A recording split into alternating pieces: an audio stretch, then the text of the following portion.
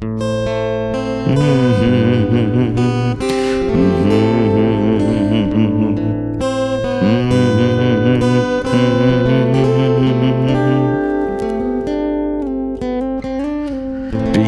kasih Tuhan, hidayah-Mu kini telah datang, menjamah di relung hatiku, mengiringi langkahku.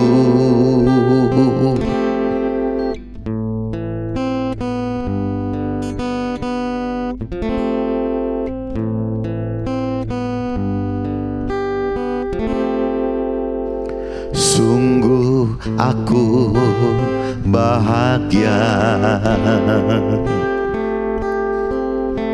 sungguh hidupku kini berarti, kasih-Mu memeluk jiwaku, Kau tuntun langkahku.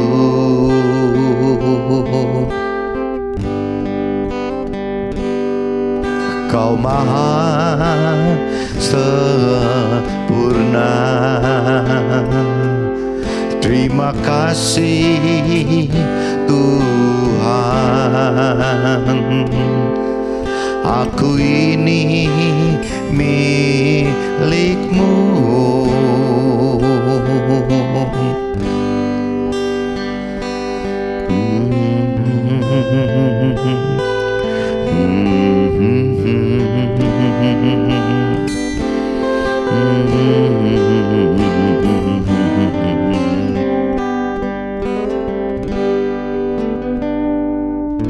Sungguh aku bahagia, sungguh hidupku kini berarti,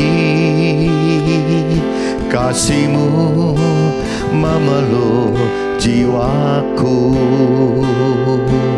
Kau tuntun langkahku.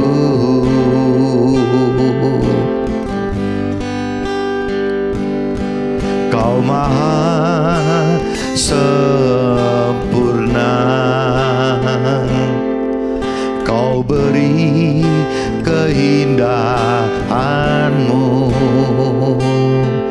Terima kasih Tuhan, aku ini milik-Mu. Aku ini milik-Mu.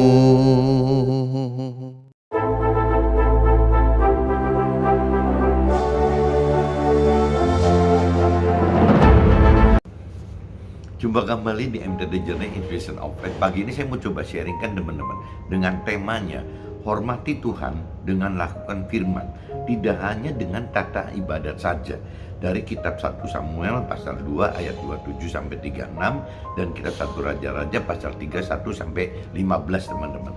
Jadi maksudnya teman-teman, pagi ini yang saya sharingkan itu hormati Tuhan itu ada sebagian orang yang seolah-olah menghormati Tuhan itu dengan cara bagaimana melakukan ibadat-ibadat saja teman-teman. Jadi seperti di masing-masing orang Nasrani atau Muslim itu kan ada tata cara ibadat teman, liturgisnya gitu. Nah, seremonialnya. Biasa banyak orang yang belum mengerti akan firman Tuhan lebih dalam gitu. Biasanya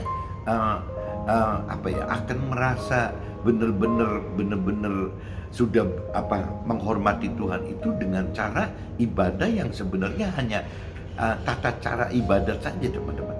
Sedangkan yang namanya kita menghormati Tuhan itu kan bukan cuma waktu tata cara ibadat kita baru menghormati Tuhan. Di luar itu tidak. Kita bicara total dalam satu hari teman-teman beribadat dengan tata cara ibadat itu hanya berapa menit teman, berapa jam gitu. Ya mungkin kalau di total gitu, apakah ada 1 jam itu ya di total itu, atau 2 jam atau 3 jam gitu. Nah sedangkan dalam kehidupan kita dalam sehari itu kan 24 jam teman. Jadi kembali lagi mesti diingat bahwa yang namanya kita menghormati Tuhan itu bukan hanya waktu jam-jam tata cara ibadat saja yang hanya mungkin total 3 jam itu teman-teman. Bahkan mungkin tidak ada 3 jam. Nah sedangkan dalam kehidupan kita 24 jam. Tuhan itu butuh kita hormati ya selama 24 jam teman. Jadi dalam kondisi kita apapun juga ya kita harus menghormati Tuhan selama 24 jam itu gitu.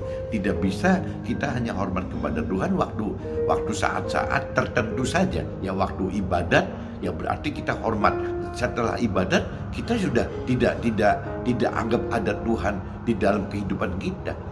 Tuhan itu harus kita coba taruh di kita hormati. Itu harus dengan 24 jam full gitu. Caranya bagaimana gitu. Nah ini yang kita mesti belajar berubah.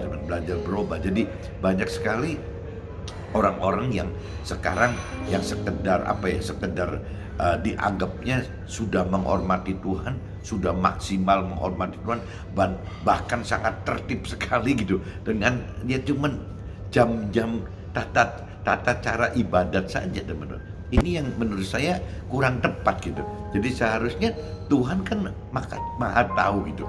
Dan kondisi setelah kita memiliki kitab suci teman-teman, kita memiliki kitab suci, kita memiliki firman Tuhan. Itu Tuhan katakan bahwa yang namanya menyembah, menghormati atau menyembah Tuhan dengan benar itu adalah ya 24 jam dalam arti kata bagaimana kita berpegang kepada firman Tuhannya gitu. Karena memang sudah ada, sekaligus kita juga menghidupkan roh Tuhannya teman-teman. Jadi Tuhan inginkan kita menyembah, beribadah, menghormati Tuhan itu dalam roh dan kebenaran. Roh itu berarti kan kembali lagi, setiap kita ini telah Tuhan berikan roh. Orang Nasrani katakan roh Tuhan itu adalah roh kudus, roh kebenaran gitu. Nah orang Muslim katakan bahwa itu nur gitu, cahaya yang dari Tuhan Allah yang sudah ada di dalam semua kita ini teman-teman. Lepas kita beragama apapun juga, roh Tuhan itu sudah Tuhan berikan kepada kita teman-teman. Cuman yang saya tahu, yang nyata itu apabila saya mendalami Nasrani yaitu roh Tuhan itu Tuhan berikan di dalam roh kita. Setiap manusia itu ada rohnya gitu. Nah ini bentuknya itu ya sebutannya itu roh Tuhan, roh kudus, roh kebenaran gitu. Itu yang saya tahu seperti itu. Tapi kalau saya sharing dengan teman-teman yang di Muslim, disebutnya itu nur gitu. Tapi pada intinya sama, itu roh Tuhan ya Tuhan taruh di dalam orang-orang Muslim, ya di dalam rohnya orang-orang Muslim tadi gitu. Nah saya cuma nggak mempelajari lebih dalam kalau di luar agama Nasrani dan Muslim apakah ada istilah itu. Harusnya ada loh, harusnya ada, karena Tuhan berikan roh Tuhan itu kepada semua manusia, tidak cuma sebatas agama ini agama itu gitu. Jadi semua kita dapatkan itu. Nah apabila pengertian kita sudah nyampe ke titik itu teman-teman, ya kembali lagi berarti bagaimana kita beribadah, bagaimana kita belajar menghormati Tuhan itu ya 24 jam tadi kan. Karena tidak mengenal tempat di mana, tidak mengenal jam di mana. Jadi yang utama itu bagaimana kita harus bisa menyembah Tuhan, menghormati Tuhan itu dalam roh dan kebenaran firman Tuhannya, dalam roh Tuhan dan kebenaran firman Tuhannya 24 jam dimanfaatkan juga, termasuk ya baru yang tata krama ibadat itu. Tapi justru banyak orang yang kebalik teman-teman, yang lebih mengutamakan bahwa ibadah menghormati Tuhan itu seolah-olah kesannya ya tata ibadat agama tadi teman-teman, tata ibadatnya gitu, bukan bagaimana menyembah Tuhan secara 24 jam, menghormati dan menyembah Tuhan selama 24 jam. Nah ini yang kadang-kadang salah kaprah teman-teman. Bahkan kadang-kadang secara seremonial liturgis itu ya lebih senang membuat tanda-tanda gitu, baik di badan kita atau di pakaian kita gitu, atau di aksesoris kita. Itu yang kalau nggak tahu ya, kalau menurut apabila kita lebih dalam mengenal firman Tuhan, benernya bukan yang Tuhan inginkan seperti itu gitu. Tuhan itu tidak pernah melihat yang namanya tubuh kita gitu. Yang Tuhan lihat itu adalah roh kita, karena Tuhan Allah adalah roh gitu. Nah Tuhan Allah berikan kita juga ada roh di dalam kita, roh manusianya gitu ada, dan ada roh-roh lain di luar Tuhan Allah dan roh kita gitu. Nah Tuhan roh-roh yang di luar Tuhan Allah dan kita, yaitu sebutannya Tuhan ya roh jahat gitu. Jadi yang dihidupkan Tuhan itu cuma rohnya Tuhan Allah dan roh-rohnya kita saja teman-teman. Nah ini yang teman-teman mesti sadar bahwa bagaimana kita menyembah, menghormati Tuhan itu, makanya dikatakan ya dari roh kita terhadap roh Tuhan Allah gitu. Jangan cuma berpandangan dari sisi tubuhnya gitu. Nah cuman banyak orang yang belum lebih mengenal firman Tuhan, belum lebih mengenal Tuhan Allah secara dalam.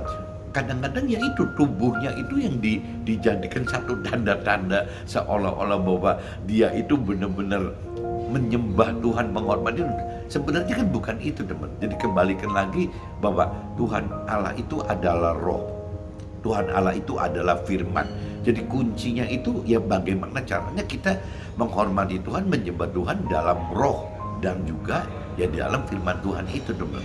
Sekali lagi jangan sampai kita terbawa oleh pola-pola orang-orang duniawi yang menghormati Tuhan itu ya cuman hanya dari sisi tubuhnya saja, yaitu yang tadi saya katakan, membuat tanda-tanda di tubuh kita, membuat tanda-tanda di pakaian kita, membuat tanda-tanda di aksesoris kita, mungkin kalau perlu ditempelin stiker-stiker di mobil kita gitu. Itu rasanya percuma semua teman. Ya itu boleh dilakukan bagi orang yang belum lebih dalam mengenal akan firman Tuhan dan pribadi Tuhan teman. Tapi apabila kita sudah makin mengenal, mengerti dan benar-benar kita berdoa minta kepada Tuhan untuk diberi kemampuan untuk mengerti teman-teman. Nah ini harusnya kita jangan terus-menerus sampai kita meninggal dunia kita hanya mencari Tuhan dari tata krama seperti itu.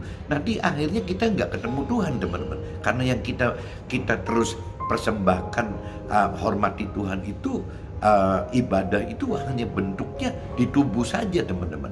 Ya itu tadi saya katakan cuma di tubuh, di baju kita, di aksesoris kita gitu. Nah sedangkan Tuhan kan tidak di situ teman-teman. Tuhan itu ada di roh gitu. Nah ini yang coba teman-teman harusnya kalau kita bicara kemauan kita untuk mengenal Tuhan itu kan memang Tuhan beri kepada kita kebebasan gitu. Jadi hak bebas kita, free will kita untuk mau mengenal Tuhan lebih dalam. Tapi begitu kita sudah benar-benar mau mengenal Tuhan lebih dalam, ya kita harusnya minta ke Tuhan diberi pengertian, roh pengertian untuk dapat mengerti apa sih pengennya Tuhan Allah gitu, apa sih pengennya firman Tuhan Allah. Dan nanti lewat firmannya Tuhan bisa memberikan pengertian teman, memberi pengertian kepada firman Tuhan itu ya bahwa kita ini harus begini. Nah waktu di Nasrani teman, apabila Tuhan memberikan roh pengertian kepada firman Tuhan itu disebutnya rema teman. Jadi bukan menjadi logos lagi, tapi bentuknya menjadi rema. Nah ini yang benar-benar jadi akhirnya firman Tuhan yang hidup teman-teman. Firman Tuhan yang Tuhan pikirkan, rasakan dan kehendaki. Ini baru benar teman. Jadi namanya rema. Tapi kalau di agama lain saya nggak ngerti namanya apa.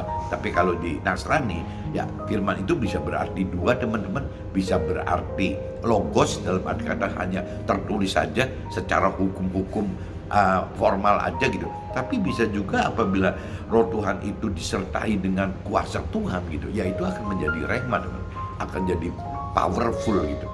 Ini mudah-mudahan teman-teman bisa nangkap maksud saya gitu. Nah ini nanti saya coba lebih detailkan di dalam draft saya. Tapi sekarang saya bacakan dulu aja teman-teman dari kitab 1 Samuel pasal 2 ayat 27 sampai 36 teman-teman. 1 Samuel 2 teman-teman.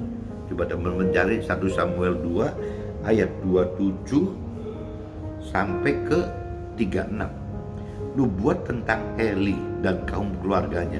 Seorang abdi Allah datang kepada Eli dan berkata kepadanya, beginilah firman Tuhan, bukankah dengan nyata aku menyatakan diriku kepada nenek moyangmu ketika mereka masih di Mesir dan takluk kepada keturunan Firaun, dan aku telah memilihnya dari segala suku Israel menjadi imam bagiku, supaya ia mempersembahkan korban di atas mezbahku, membakar ukupan dan memakai baju efod di hadapanku. Kepada kaummu telah kuserahkan segala korban api-apian yang ya apa api-apian orang Israel. Mengapa engkau memandang dengan loba kepada korban sembelihanku dan korban sajianku yang telah kuperintahkan, dan mengapa engkau menghormati anak-anakmu lebih daripadaku, sambil kamu menggembungkan dirimu dengan bagian yang terbaik dari setiap korban sajian umatku Israel. Nah ini teman-teman simak teman-teman, di ayat 29 itu penting sekali teman. Kadang-kadang kita menyembah, menghormati Tuhan itu sebenarnya bukan untuk diberikan kepada Tuhan, malah berbalik lagi karena kita mengharapkan untuk diri kita sendiri teman-teman. Di ayat 29 makanya dinyatakan, mengapa engkau memandang dengan loba, dengan rakus gitu teman, kepada korban sembelihanku. Maksudnya dari hasil yang Tuhan berikan kepada kita gitu, dan korban sajianku yang telah kuperintahkan, dan mengapa engkau menghormati anak-anakmu lebih daripadaku. Nah ini juga hal anak-anak pun kadang-kadang kita nggak sadar teman-teman, kita lebih menghargai, menghormati, mengasihi, mencintai anak-anak kita daripada kepada Tuhan. Nah ini yang Tuhan tidak suka gitu. Jadi Tuhan tetap pengen yang mesti tetap Tuhan itu penjemburu dalam arti kata positif. Ya Tuhan itu pengen dimiliki kita ya sebagai hanya satu-satunya teman. Di luar Tuhan ya hanya tambahan saja. Tuhan inginkan seperti itu teman-teman. Makanya di sini dikatakan ya, dan mengapa engkau menghormati anak-anakmu lebih daripadaku, sambil kamu menggembungkan dirimu dengan bagian yang terbaik dari setiap korban sajian umatku Israel. Nah ini teman-teman camkan ayat 29 di kitab 1 Samuel pasal 2 teman-teman. Ini berguna banget gitu. Nah sebab itu demikianlah firman Tuhan Allah Israel, sesungguhnya aku telah berjanji keluargamu dan kamu akan hidup di hadapanku selamanya. Tetapi sekarang demikianlah firman Tuhan, jauhilah hal itu daripadaku, sebab siapa yang menghormati aku akan kuhormati, tetapi siapa yang menghina aku akan dipandang rendah. Sesungguhnya akan datang waktunya. Nah ini teman-teman di ayat 30 camkan bahwa kita harus menghormati Tuhan. Nanti Tuhan juga menghormati kita gitu. Tapi kalau kita memandang rendah Tuhan, ya Tuhan juga akan mengacukan kita gitu. Yang akan memandang rendah kita juga gitu. Nah makanya tadi saya katakan kan ibadah menyembah, menghormati Tuhan sesuai dengan ibadat, tata krama ibadat itu baik teman-teman. Tapi kalau menurut saya kurang gitu, kurang benar. Karena ibadat dan menghormati Tuhan yang benar itu ya 24 jam teman-teman. Bukan cuma sekedar itu sibuk sendiri kalau udah tata ibadat datang gitu, wah mesti ini, mesti itu.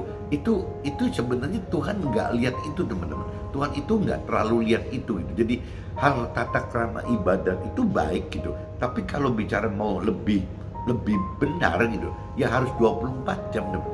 Dan yang tadi saya katakan, menyembah, menghormati Tuhan itu bukan dengan tubuh kita, tetapi dengan roh kita gitu. Jadi bukan hanya cukup dengan tubuh dan jiwa kita, tapi harus dengan jiwa dan roh kita gitu. Harus semua teman. Ya kalau bisa dengan tubuh lebih baik gitu. Tapi bukan berarti itu yang terbenar. Yang terbenar itu yang menyembah Tuhan itu dalam roh dan kebenaran. Dalam roh kita, dalam roh Tuhan Allah, dan dalam kebenaran firman Tuhan Allah teman-teman. Itu yang terbenar gitu.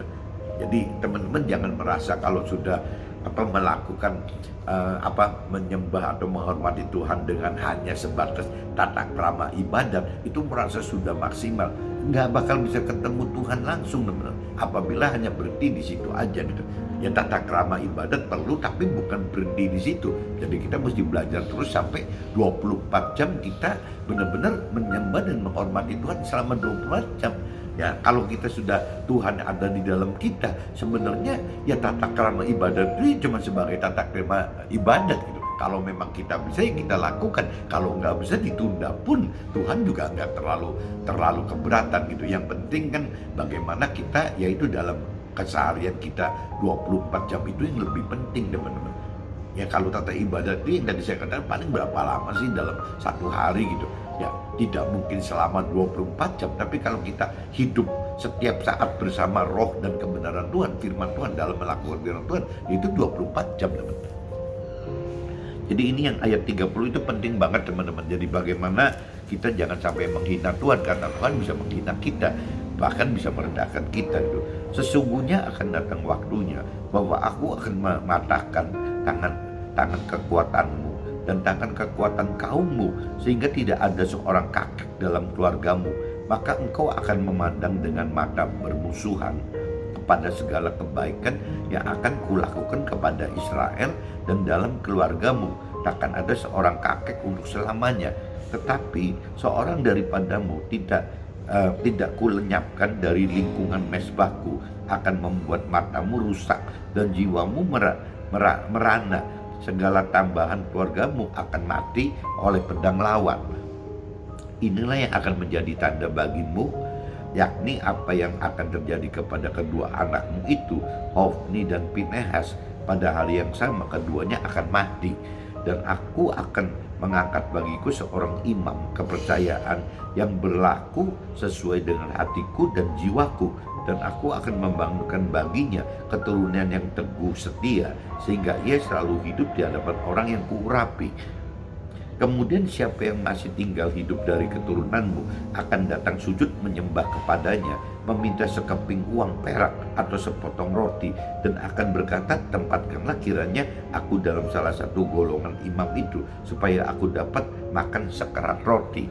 Ini saya sudah bacakan di kitab 1 Samuel pasal 2 ayat 27-36 teman-teman. Dan lebih baik sebelum ke draft saya langsung lanjut aja dulu di kitab Raja-Raja teman-teman. Coba teman-teman cari kitab 1 Raja-Raja teman-teman. Kitab 1 Raja-Raja pasal 3 ayatnya 1-15 teman-teman. Nah ini judul perikopnya teman-teman, doa Salomo memohon hikmat. Kalau yang saya tahu, kalau saya ngobrol dengan beberapa teman saya yang di Muslim, keluarga saya yang di Muslim, Salomo itu kalau di Muslimnya itu Nabi Sulaiman. Kalau di Nasrani nyebutnya bukan Nabi Sulaiman tapi Nabi Salomo gitu, Raja Salomo. Lalu Salomo menjadi menantu Firaun, Raja Mesir. Ia mengambil anak Firaun dan membawanya ke kota Daud sampai ia selesai mendirikan istananya dan rumah Tuhan dan tembok sekeliling Yerusalem. Hanya bangsa itu masih mempersembahkan korban di bukit-bukit pengorbanan sebab belum ada dirikan rumah untuk nama Tuhan sampai pada waktu itu. Dan Salomo menunjukkan kasihnya kepada Tuhan dengan hidup menurut ketetapan Daud ayahnya gitu. Hanya ia masih mempersembahkan korban sembelihan dan ukupan di bukit-bukit pengorbanan. Pada suatu hari raja pergi ke Gibeon untuk mempersembahkan korban, sebab disitulah bukit pengorbanan yang paling besar. 1000 korban bakaran dipersembahkan Salomo di atas mezbah itu. Di Gibeon itu Tuhan menampakkan diri kepada Salomo dalam mimpi pada waktu malam. Berfirmanlah Allah, mintalah apa yang hendak kuberikan kepadamu. Lalu Salomo berkata, engkaulah yang telah menunjukkan kasih setiamu yang besar kepada hambamu Daud, ayahku. Sebab ia hidup di hadapanmu dengan setia, benar, jujur terhadap engkau. Dan engkau telah menjamin kepadanya kasih setia yang besar itu dengan memberikan kepadanya seorang anak yang duduk di tahtanya seperti pada hari ini. Maka sekarang ya Tuhan Allahku, engkaulah yang mengangkat hambamu ini menjadi raja menggantikan Daud ayahku, sekalipun aku masih sangat muda dan belum berpengalaman. Salomo ini rendah hati sekali di hadapan Tuhan itu. Demikianlah hambamu ini berada di tengah-tengah umatmu yang kau pilih, suatu umat yang besar yang tidak terhitung dan tidak terkira banyaknya. Maka berikanlah kepada hambamu ini hati yang faham menimbang perkara untuk menghakimi umatmu, dengan dapat membedakan antara yang baik dan yang jahat. Sebab siapakah yang sanggup menghakimi umatmu yang sangat besar ini? Lalu adalah baik di mata Tuhan bahwa Salomo meminta hal yang demikian. Jadi Salomo itu bukan meminta harta dan posisi tahta. Kalau orang dunia kan yang diminta itu target bagaimana sukses duniawi, bagaimana bahagia duniawi, bagaimana memenuhi nafsu duniawi. Tapi Salomo ini tidak meminta itu teman-teman. Jadi Tuhan itu malah jadi ngasih bonus nih kalau pada akhirnya. Jadi berfirmanlah Allah kepadanya, karena engkau telah meminta hal yang demikian dan tidak meminta umur panjang atau kekayaan atau nyawa musuhmu, melainkan pengertian untuk memutuskan hukum, maka sesungguhnya aku melakukan sesuai dengan permintaanmu itu. Sesungguhnya aku memberikan kepadamu hati yang penuh hikmat dan pengertian, sehingga sebelum engkau tidak ada seorang pun seperti engkau, dan sesudah engkau takkan bangkit seorang pun seperti engkau. Dan juga apa yang tidak kau minta, aku berikan kepadamu, kekayaan maupun kemuliaan. Nah ini Tuhan begitu loh. Jadi Tuhan itu pengen banget setelah kita mengenal mengerti akan firman Tuhan, Tuhan itu udah pasti akan memberikan tambahannya ya, meskipun tanpa kita minta gitu. Kalau kita bicara lebih formalities di detail gitu, di firman gitu. Ya contohnya di kitab Matius pasal 6:33 teman. Ya carilah dahulu kerajaan Allah dan kebenarannya, baru yang lain Tuhan tambahkan ya. Nah ini kan sama, Salomo itu mencari Tuhan pribadinya, kebenaran firman Tuhannya lebih dulu gitu. Nah setelah Salomo mendapatkan itu gitu, mendapatkan dari Tuhan yang Tuhan apa yang Salomo minta, ya Tuhan yang ngegujurin tambahannya teman. Nah gujuran tambahan untuk Salomo itu yaitu baik kekayaan maupun kemuliaan, ini tambahannya gitu, ditambahkan oleh Tuhan seperti ini, sehingga nggak usah kita minta pun Tuhan akan beri gitu. Sehingga sepanjang umurmu takkan ada seorang pun seperti engkau di antara raja-raja, dan jika engkau hidup menurut jalan yang kutunjukkan dan tetap mengikuti segala ketetapan dan perintahku sama seperti ayahmu Daud, maka aku akan mempanjang umurmu. Tuh, jadi dapat semua teman-teman. Jadi apabila kita mencari Tuhan pribadi dan kebenaran firman Tuhannya lebih dahulu gitu, Tuhan akan tambahkan hal-hal yang hal duniawi itu, karena Tuhan tahu teman-teman. Di kitab Matius pasal 6:33 itu jelas gitu. Kalau kita simak Matius pasal 6:33 mundur kayak 32 atau 31 atau maju ke 34, itu jelas teman-teman. Tuhan itu tahu, bukan tidak tahu bahwa manusia itu butuh itu gitu. Nah makanya ini Salomo praktekkan ini gitu. Ya akhirnya setelah Salomo mencari Tuhan pribadi dan kebenaran firman Tuhannya, Tuhan yang nggak tahan gujurin Salomo dengan kelimpahan-kelimpahannya, baik kekayaan, kemuliaan, bahkan apa ini disebut tadi umur panjang gitu. Jadi Salomo itu diberi umur panjang. Nah ini teman-teman harus tahu itu, bahwa Tuhan itu seperti itu teman. Apabila kita menghormati Tuhan, ya Tuhan pasti akan lebih menghormati kita teman. Karena Tuhan seperti itu gitu. Tuhan itu kan maha. Kalau kita menghormati Tuhan, ya Tuhan akan maha menghormati kita gitu, akan memuliakan kita. Karena tidak ada yang lain teman-teman. Bagi Tuhan itu hanya kita benar-benar menyembah untuk Tuhan secara total 24 jam itu adalah satu kesenangan yang untuk Tuhan gitu. Karena Tuhan tidak perlukan apa-apa lagi selain kita berkenan kepada Tuhan, selain kita bisa menyenangkan hati Tuhan. Yang lain Tuhan tidak butuh apa-apa gitu. Kenapa Tuhan mengharapkan kita bisa menyenangkan Dia? Karena kembali lagi Tuhan itu menempatkan kita sebagai orang yang diberi kehendak bebas, itu free will ya, kehendak bebas. Jadi akhirnya kalau kita yang memiliki kehendak bebas bisa memilih Tuhan nomor satunya, ya pasti istilahnya ya Tuhan disenangkan, Tuhan dimuliakan gitu oleh kita, dan Tuhan berbalik akan menyenangkan kita dan memuliakan kita. Jadi kembali lagi kalau dari cerita Salomo teman-teman, di sini apa ya, jadi selain kekayaan dan kemuliaan, Tuhan juga beri umur panjang gitu. Nah ini yang kita harapkan, supaya kita juga bisa seperti Salomo, selama kita tidak hidup hanya dengan mentargetkan sukses duniawi, ya hanya mencari kebahagiaan duniawi, atau hanya hidup untuk sampai mati hanya untuk memenuhi nafsu-nafsu duniawi kita gitu. Itu yang Tuhan tidak mau kan, seperti itu teman-teman. Lalu terjagalah Salomo, ternyata ia bermimpi. Sekembalinya ke Yerusalem, berdirilah ia di hadapan tabut perjanjian Tuhan, dipersembahkannya korban-korban bakaran dan korban-korban keselamatan. Kemudian ia mengadakan perjalanan bagi semua pegawainya. Nah ini ceritanya di kitab 1 Raja-Raja pasal 3 ayat 1-15 itu seperti itu teman-teman. Jadi kita harus benar-benar menghormati Tuhan, supaya Tuhan juga bisa menghormati kita. Tapi kalau kita tidak menghormati Tuhan, nanti kita direndahkan oleh Tuhan gitu. Nah ini saya sudah selesai 2 kitab ini teman-teman, 1 Samuel pasal 2 ayat 27-36 dan kitab 1 Raja-Raja pasal 3 ayat 1-15. Ini saya langsung masuk ke draft aja teman-teman. Kitab Samuel pasal 2 sampai 2, Kitab Samuel pasal 2 ayat 28, dan dengan Tuhan Tuhan telah memilih kita menjadi imam baginya supaya mempersembahkan korban di atas mezbahnya. Tuhan telah memilih kita yang hatinya tergerak untuk mau mengenal dan mencari Tuhan. Nah, ini kembali lagi teman-teman. Jadi kita harus hati-hati sekali gitu, bahwa Tuhan itu benar-benar sebenarnya banyak sekali mengundang antar kita ini teman-teman. Nah, cuma problemnya yang terpilih sedikit, karena kembali lagi yang diundang itu tidak memilih gitu. Bukan Tuhan tidak mengundang, bukan Tuhan tidak memilih, tapi kita sendiri yang tidak memilih teman-teman. Jadi Tuhan undang, Tuhan sudah pilih kita, tapi kitanya tidak memilih gitu. Nah, apa tanda-tanda Tuhan mengundang kita, memilih kita? Yaitu hati yang tergerak saat kita mendengar firman Tuhan teman.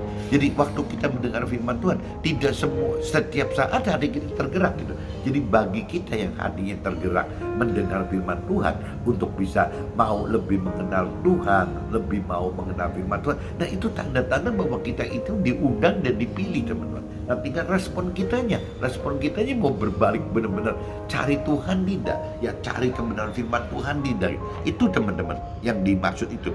Tuhan telah memilih kita yang hatinya tergerak untuk mau mengenal dan mencari Tuhan.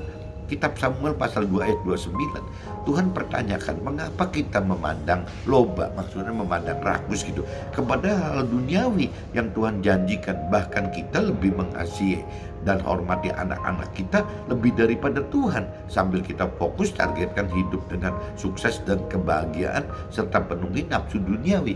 Nah, ini yang Tuhan tidak kendaki, yang Tuhan tidak senang itu seperti ini teman. Jadi waktu kita hidup itu yang dicari cuma target bagaimana kesuksesan duniawi, bagaimana target kebahagiaan duniawi, ya bagaimana memenuhi nafsu duniawi, bagaimana istilahnya lebih mementingkan keluarga kita, baik ayah kita, ibu kita, istri kita, anak-anak kita, saudara kita gitu, atau diri kita sendiri dibanding ya untuk bicara dari sisi dibanding dengan Tuhannya gitu. Nah, ini yang Tuhan tidak mau teman-teman. Ya, tidak mau ada sesuatu apapun di luar Tuhan yang lebih kita kasihi gitu. Itu Tuhan nggak mau, yang lebih kita cintai, lebih kita perhatikan, nggak mau. Jadi tetap semua itu harus nomor satu Tuhan dulu teman-teman. Adapun kita mengasihi, mencintai atau memperhatikan yang lain itu setelah kita ke Tuhannya, prioritas satunya ke Tuhan.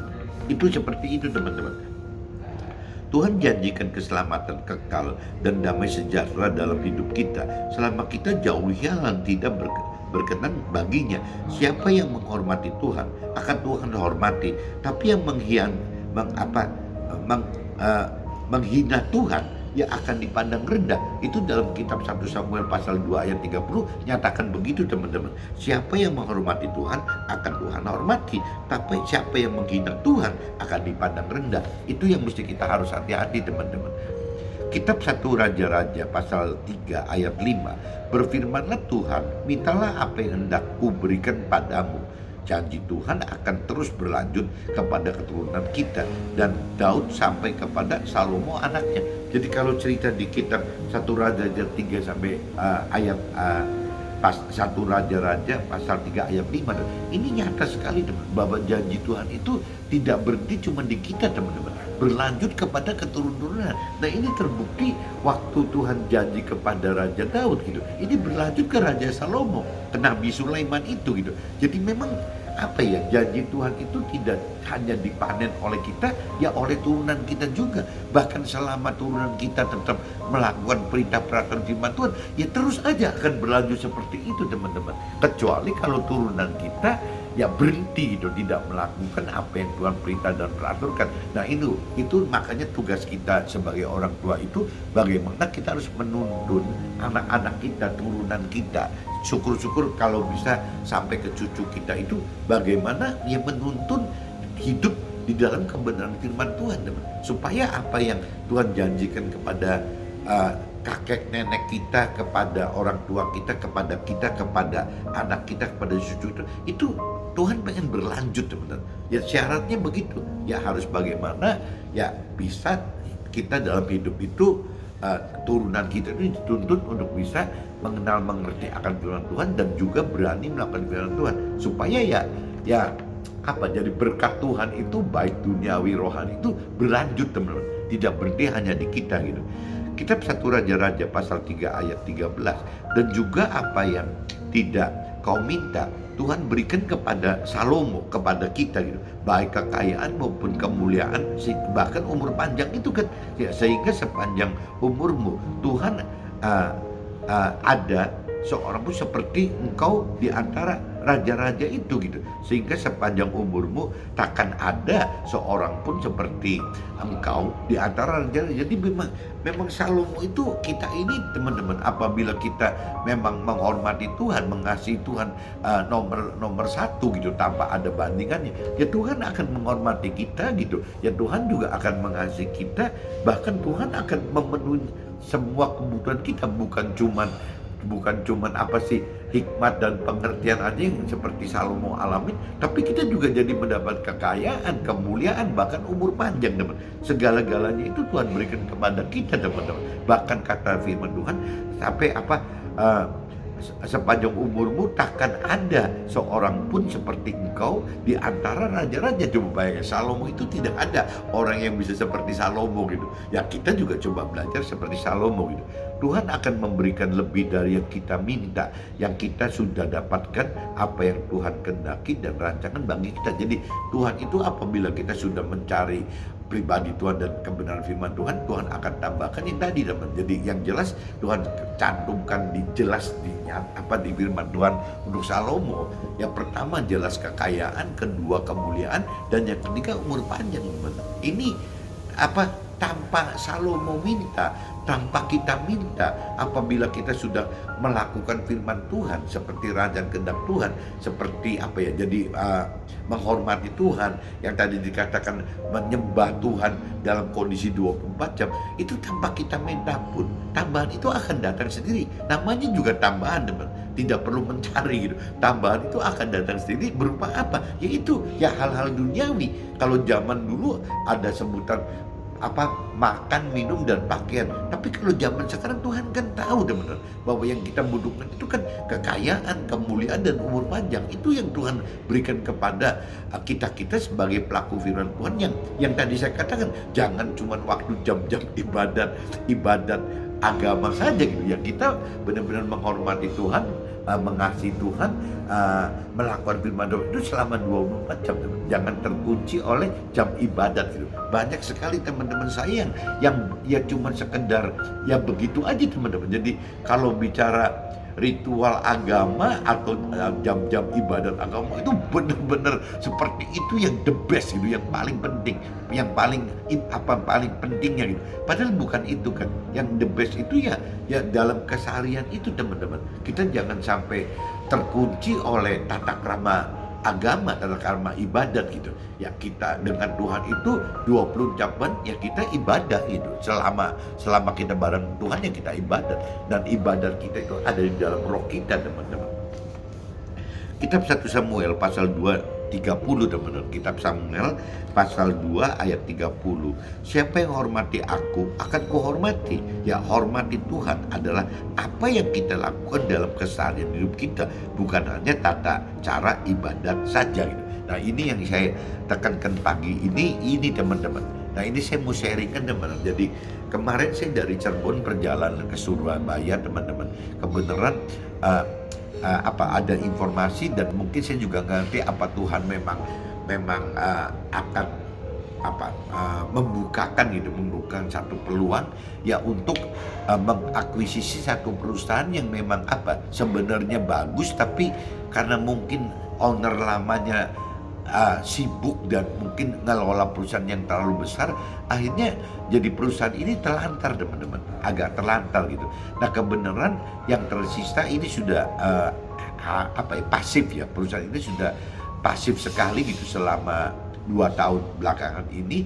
Nah yang pegang itu namanya Pak Andi teman. Pak Andi itu jadi kita baru kenal, dan memang saya bersuka cita gitu kemarin waktu ketemu beberapa distributor di Surabaya.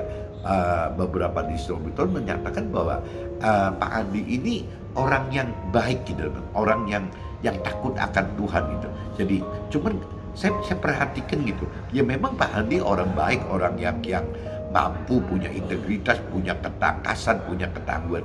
Tapi kalau saya pelajari di sini mungkin Pak Andi itu tidak beda dengan saya waktu 20 tahun yang lalu, teman. Jadi ibaratnya kalau saya 20 tahun yang lalu, saya tahu itu untuk beribadah, untuk benar-benar saya menghormati Tuhan itu, yang saya utamakan itu bukan bagaimana menghidupkan Tuhan dalam keseharian hidup saya, tapi saya lebih condong ke liturginya, teman-teman, ke tata krama ibadatnya gitu.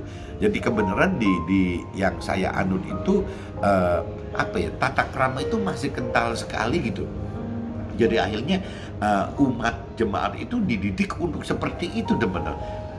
Tapi setelah saya lebih dalam mengenal mengerti akan firman Tuhan, saya lebih melihat bahwa yang namanya menghormati Tuhan, menyembah Tuhan itu, ibadah kepada Tuhan itu ternyata bukan itu kalau menurut pengertian saya loh. Karena di dalam Tuhan itu ya, kalau Tuhan di firman Tuhan katakan bahwa kita yang terbenar itu adalah menyembah, ibadat, menghormati Tuhan itu adalah dalam roh dan kebenaran. Dalam roh itu berarti kan bagaimana kita menghidupkan roh kita dengan roh Tuhan gitu. Ya, karena memang kembali lagi apabila kita sudah lebih dalam mengenal mengerti akan firman Tuhan, kita akan tahu teman-teman bahwa yang namanya kita sebagai manusia itu ada tubuh, jiwa, roh, teman-teman. Nah, sedangkan kalau kita belum lebih dalam mengenal firman Tuhan, kita secara orang dunia atau orang berkeyakinan, dalam arti kata orang beragama tapi belum terlalu mengenal Tuhan, pribadi Tuhan dan firman Tuhan, itu beranggapan, orang dunia dan orang berkeyakinan itu beranggapan bahwa yang namanya kita ini, manusia itu hanya terdiri dari tubuh dan jiwa saja, teman-teman. Jadi unsur rohnya ditinggalkan. Tapi setelah kita lebih mengenal mengerti akan firman Tuhan, kita jadi baru tahu bahwa di dalam manusia itu beda dengan binatang gitu. Kalau binatang cuma terdiri dari dua, tubuh dan jiwa. Tapi kalau bicara manusia itu ada tubuh, jiwa, dan roh, teman-teman. Nah, roh ini apabila kita sudah mengenal mengerti bahwa di dalam manusia ada roh kita, roh manusia. Nah ini, teman-teman, nanti Tuhan akan bukan bahwa di dalam roh kita lah adalah wadah roh Tuhan menempatkan diri Tuhan itu ke di dalam roh kita berupa roh Tuhan, teman-teman. Roh Tuhan. Nah, kalau kita sudah mengenal bahwa di dalam kita itu ada roh Tuhan, ya ini kembali lagi firman kita itu menyembah yang benar, menghormati Tuhan, beribadat yang benar gitu. Yaitu dengan cara menghidupkan roh Tuhan di dalam kita, teman-teman. Dan kebenarannya dari menyembah, beribadah yang benar itu adalah bagaimana menyembah dalam roh dan kebenaran. Dalam roh itu berarti bagaimana menghidupkan roh Tuhan di dalam kita, dan kebenaran itu adalah firman Tuhannya, teman-teman. Jadi orang yang lebih mengenal mengerti akan firman Tuhan itu ya akan menghidupkan roh Tuhan gitu di dalam masing-masing kita, dan juga firman Tuhannya, teman. Jadi bukan balik tata krama ibadatnya gitu. Tata krama ibadat itu kan cuma sebagai sebagai bentuk ya kita harus bisa melakukan itu juga gitu. Tapi ya tata krama ibadat ini tadi saya katakan cuma berapa jam dalam sehari gitu. Sedangkan yang Tuhan mau itu kan kita 24 jam adalah miliknya Tuhan, teman-teman. Nah, ini yang saya lihat kemarin itu saya pikir Andi ini baik sekali gitu. Pak Andi ini baik sekali, lebih muda dari saya jauh gitu, mungkin beda belasan tahun gitu.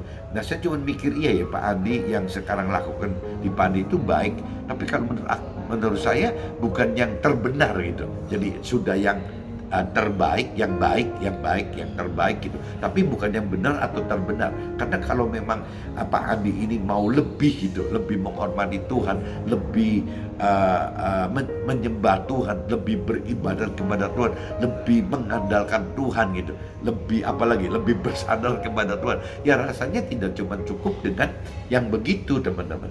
Jadi saya ingatkan lagi bahwa yang tata krama ibadat itu baik dalam bentuk-bentuk jam doa, baik dalam soal penampilan tubuh yang tadi saya katakan bagaimana tubuh kita terkait, bagaimana yang namanya pakaian kita terkait, atau mungkin aksesori kita terkait gitu. Nah, tidak cuma cukup itu, teman-teman, karena Tuhan tidak terlalu lihat itu gitu. Tuhan itu lebih ngelihat dari sisi dalamnya kita, roh kita gitu.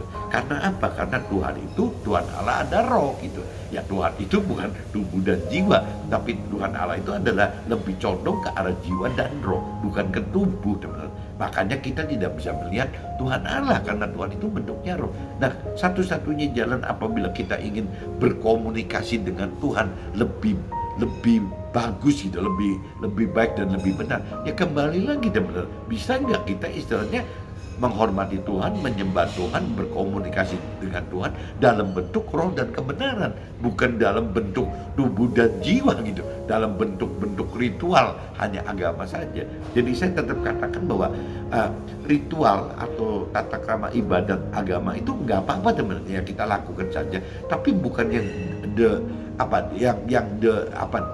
terpenting, yang utama gitu. Yang terpenting utama itu ya kita ya berdoa itu kan Tuhan katakan bisa di mana saja teman-teman. Ya kalau kita ada dimanapun juga bisa gitu. Dan apabila kita jangan sampai maksudnya baik gitu, apa kita benar-benar bertata krama gitu dalam hal tata krama ibadat kita gitu ya, tapi akhirnya menjadi batu sandungan bagi orang lain teman. Contoh teman, kalau kita pergi misalnya dengan tamu kita pergi dengan rombongan sudah datang sekian ratus orang gitu.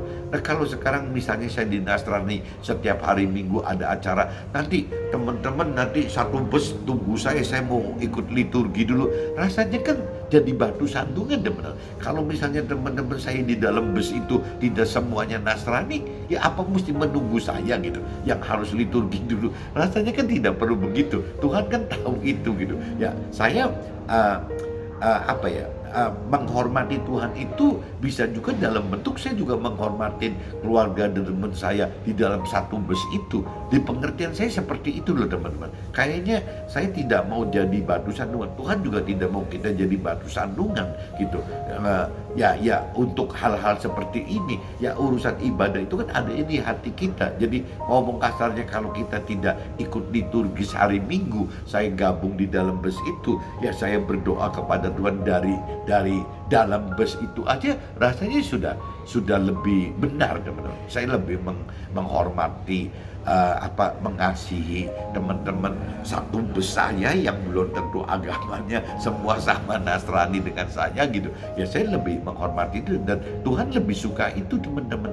Kembali lagi karena kunci Tuhan itu bukan dari tata krama ibadatnya gitu, bukan cara-cara beragamanya, bukan cuma dengan aksesorisnya, bukan hanya dengan pakaiannya, tapi yaitu menyembah ibadat yang benar dalam Tuhan itu adalah ya dalam roh dan kebenaran. Tuhan sudah ajarkan seperti itu teman-teman. Jadi kita jangan balik lagi flashback ke model-model masih cerita yang lama, ke perjanjian lama gitu. Kita sudah ada di era perjanjian baru, yaitu menyembah Tuhan itu bukan hanya di tempat di mana, tapi di mana saja teman-teman. Di mana saja kita bisa menyembah Tuhan gitu, dan dalam bentuk apapun juga, ya tidak perlu harus dalam bentuk-bentuk ritual agama yang diciptakan oleh manusia itu gitu tuh.